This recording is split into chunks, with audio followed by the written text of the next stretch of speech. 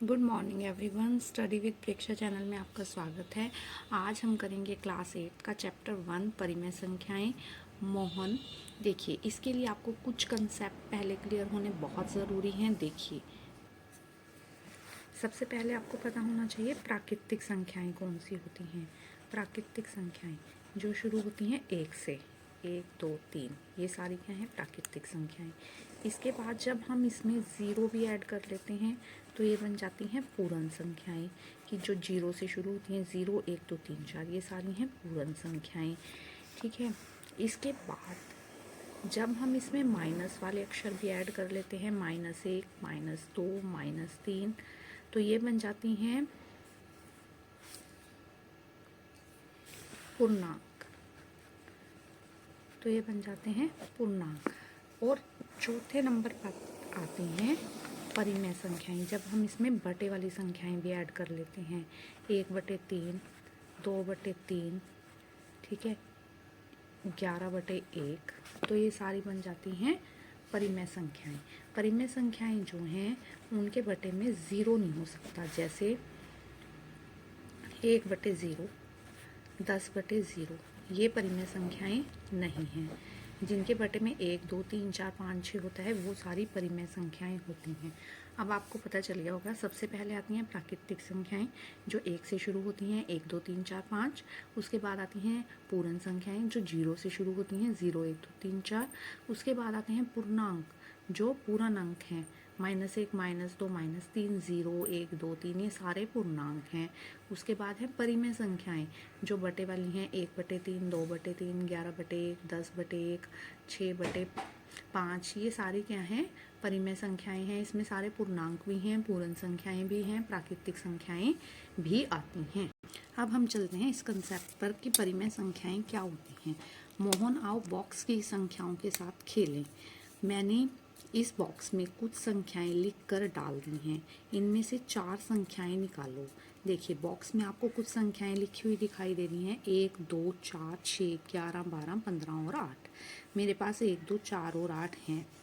ठीक है, ये 4 संख्याएं हैं। शीला ये कह रही है, चलो अब इन संख्याओं का घटा गुना जमा भाग कर कर देखते हैं। अब करी हैं योग कराया। सबसे पहले उसने 1 + 2 3, 2 + 4 6, 8 + 4 12, 1 - 4 3 -3। अब यहाँ पर आपको लिखते जाना है, क्या वो इस चुनी हुई संख्याओं में से है? मोहन की क्या ये संख्याएं मोहन की चुनी हुई संख्याओं में से हैं? 3 है? नहीं है। 1 2 4 और 8 थे। इसी तरह ये आप लिखते जाएंगे, गुना करके भी लिखेंगे, जो हैं उसमें हाँ लिखेंगे, जो नहीं है उसमें नहीं लिखते जाएंगे। ये आप देख लीजिए। अब आगे देखिए, आप भी इसमें से कोई 4 संख्याएं छांटिए और बॉक्स में से छांटो और उसका योग जमा गुना भाग कर कर देखो। अब मैंने छांटी तो मेरे पास आई 2 4 6 और 12।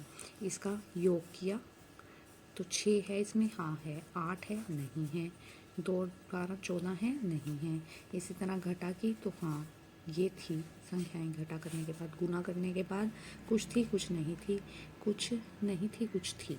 ठीक है, आपने ऊपर देखा कि छोटे समूह में से संख्याएं लेकर उनके साथ जोड़ गुना जमा और भाग करने पर कुछ के परिणाम उसी समूह में आते हैं और कुछ के उसी समूह में नहीं आते। कि उसी समूह में आते हैं और उसी समूह में नहीं आते, कुछ के नहीं आते। तो जो आते हैं, जो उसी समूह में आते हैं, उन्हें हम समवृत्त कहते हैं। समवृत्त, आगे आपका बार बार वर्ड आएगा समवृत्त।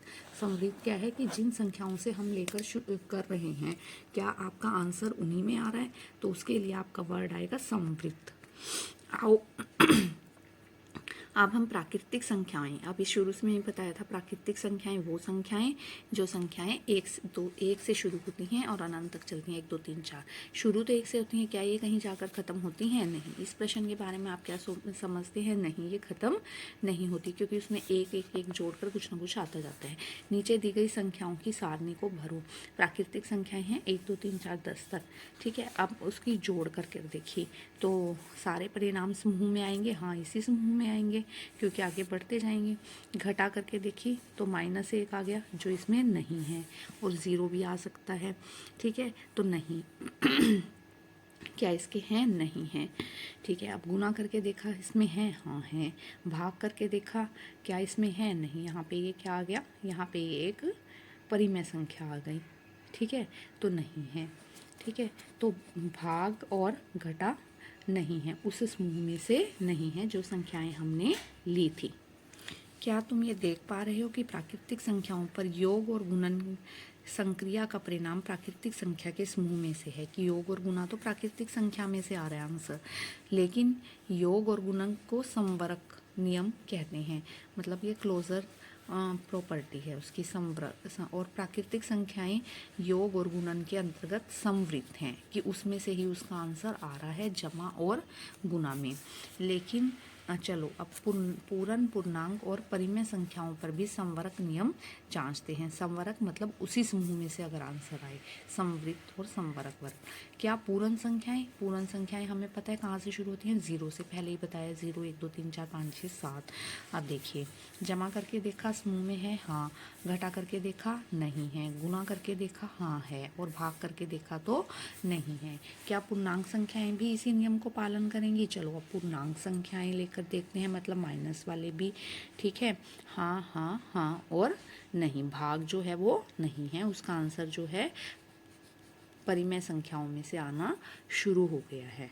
अब आगे चलते हैं, क्या परिमेय संख्याएं भी इस नियम का पालन करेंगी? अब कुछ परिमेय संख्याएं लेकर देखते हैं। परिमेय संख्याएं जो बटे में हूँ, भिन्न के रूप में हूँ, 2/3 और 3/4 जोड़ा गया है 17/12, हाँ है। घटा करके देखा, हाँ है। गुना करके देखा, हाँ है। भाग करके देखा तो नहीं है। ठीक है, अब नीचे दी गई सारणी को भरो। योग के समवृत्त हैं, हाँ हाँ हाँ है। घटा के हैं, ये सारे समवृत्त हैं, नहीं हाँ हाँ। गुना के हैं, हाँ सारे हैं। भाग के हैं, नहीं नहीं नहीं, भाग के कोई भी समवृत्त नहीं है। अगर आपको यह वीडियो पसंद आई तो आप चैनल को जरूर सब्सक्राइब कीजिए, बेल आइकन दबा दीजिए ताकि आगे आने वाली वीडियो की नोटिफिकेशन आ सके। Thanks for watching, thanks for liking. Please like, share and subscribe.